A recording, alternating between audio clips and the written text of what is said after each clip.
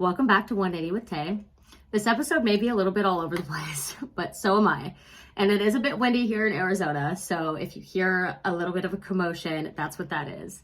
So I was traveling this weekend, and March is a bit of a mystery still in what I'm trying to tackle. I do know that there's going to be some guests this month, which is very, very exciting. And with the start of this year's success, I'm really not going to stress too much about what I need to tackle because there have been so many successes that realistically, I'm just going to pat myself on the back because January, no drinking. And that is amazing. So pat on the back. And then this last month, I impressed myself so much. And I mean, shit, even this past year really. So pat on the back. And just never give up on yourself and always try to keep improving because, and on whatever level that you feel fit, because you have to recognize your successes and pat yourself on the back every once in a while, putting the effort in and realizing that you are making these changes and you are moving towards something that is going to benefit you in the long run. It's really important to take that step back and realize, holy shit, I'm doing great. So that's where we are right now.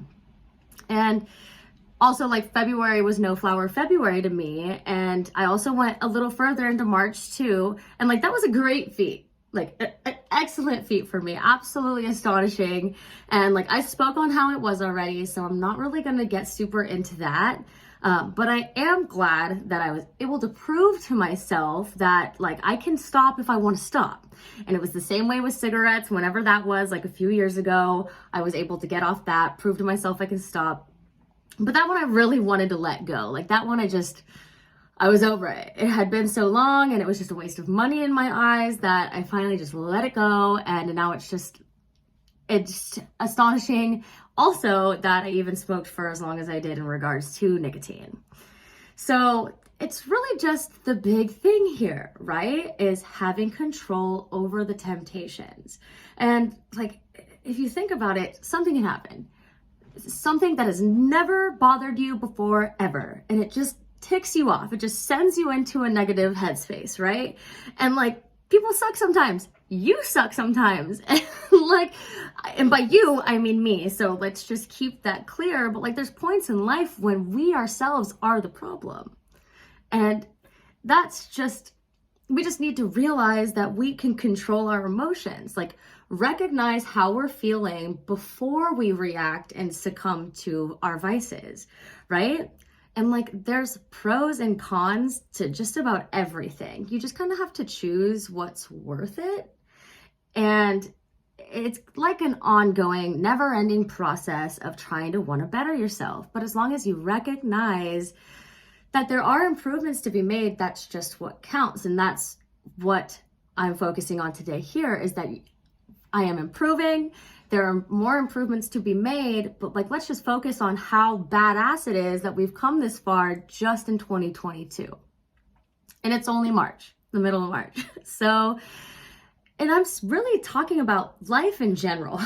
I'm not just talking about not drinking. I'm not just talking about not smoking. I'm talking about anything. Tons of life situations have their pros and cons. And it's usually a fair share of both sides too. Think about when you're writing a pros and cons list. Half the time, they almost even out. Sometimes there's a lot of situations where it's different directions, but a lot of instances where the pros and the cons weigh out evenly. The ups and the downs, the amazing versus the annoying, right?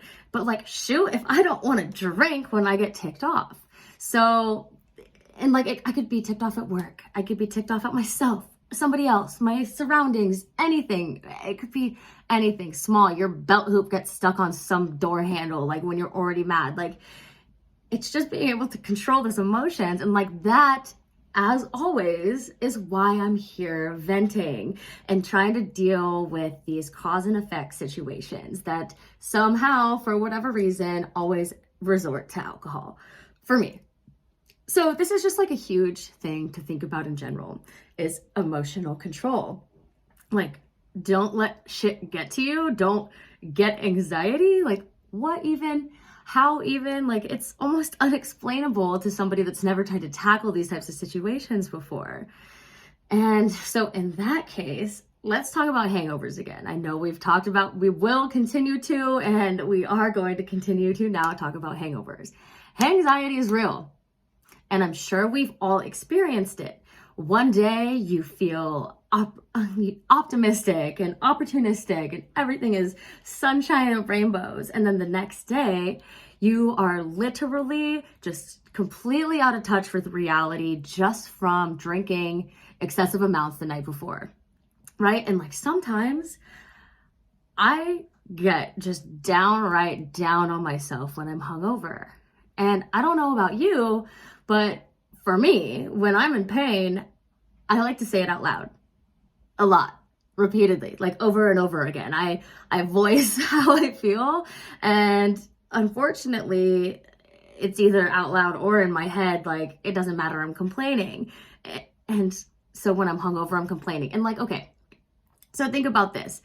If you've ever lived in a cold part of the world, it's the same concept as, why do I live somewhere that makes my head and my phalanges hurt when I'm outside?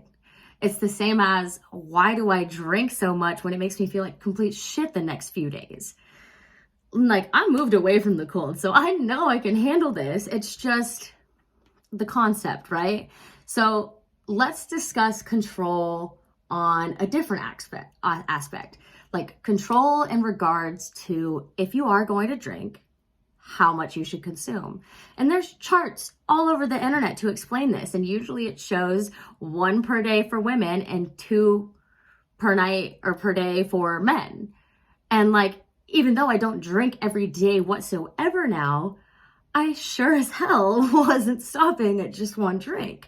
So like, this really just goes to show, and like what I'm talking about here is limitations. Okay. So controlling the urge to continue drinking once you've already started, like, we're not animals, so we can control ourselves, right? There's like not something inside of us that is like, you have to do this, you have to continue. That's not the case, okay?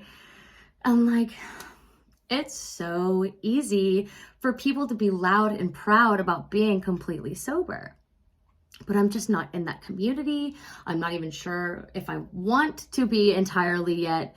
And I've stated all of this before, I just want to understand and master that gray area, that little happy medium that like I know exists. I just want to understand and master it, take control of it, and be able to like have my cake and eat it too. And like, not everyone has it all figured out. People just maybe aren't talking about it, or like maybe you just aren't there yet. People just aren't there yet. Or like, maybe I'm just like not in the right places talking about it. But for me, why not grab a hold of the problem before it really becomes an issue? That's all I'm doing here. And like, I'm just out here going with the flow, sort of lost in the sauce in a sense of a word, which is kind of punny, but I know there is a middle area. It's just seeming so difficult to find. And like, I just want to stop backtracking every single weekend, but I also want to spend my 20s having fun, but in control. Like, I want so much out of life, and I want to help anyone that feels like they're being held back by these types of influences as well, because they are so constant. They're everywhere around us, basically all the time. So just think about all the crazy shit you've done over the years, right? All the reckless decisions you've made through any stage of life, but here you are. And let's think about this again. And I've talked about this multiple times, but like, almost everyone's exposure to drinking starts in high school, and like drinking and among other things, right? And high school is where you potentially were the most reckless or the most careless, curious, adventurous, all of the things, right? And even after everything you've done, all of the experiments and experiences, you're still here to tell the story. But wouldn't it be fucking awesome if you could literally tell and remember the entire story in full? I hope you're following what I'm saying here. So here I am, a decade out of high school, and just now wanting to make sure that I have control of alcohol and how I handle my emotions, and not resorting to alcohol as the easy way out every single time. Like, I'm legit grateful to be alive, and I think about it every single day. And we all know how important it is to be thankful for the things that we already have, like being appreciative in the moment. Yes, we're always thinking about the things that we want, but we need to be grateful for the now and the things that we do have and the oxygen we breathe. Like, these are things that have already been preached. I don't need to preach them. I hope that's something we just already understand. So the main takeaway for today is really just grasping our like levels of control, right? Like, what can you control and what can't you control? I've talked about this and I'm going to talk about it in the future. Like, even if you just focus on one aspect at a time, like I'm going month to month, handling one thing at a time. And like, in turn, I'm making sure, so I can make sure I understand my habits and have control of them. In turn, I'm understanding my emotions and how they control other parts of my life, and how my emotions, my reactions, there's just so many things to master here. But taking it step by step, that really it's confirming and reassuring that there's tons of room for positive improvements. And like, you can do it too. If I can do it again, you can do it.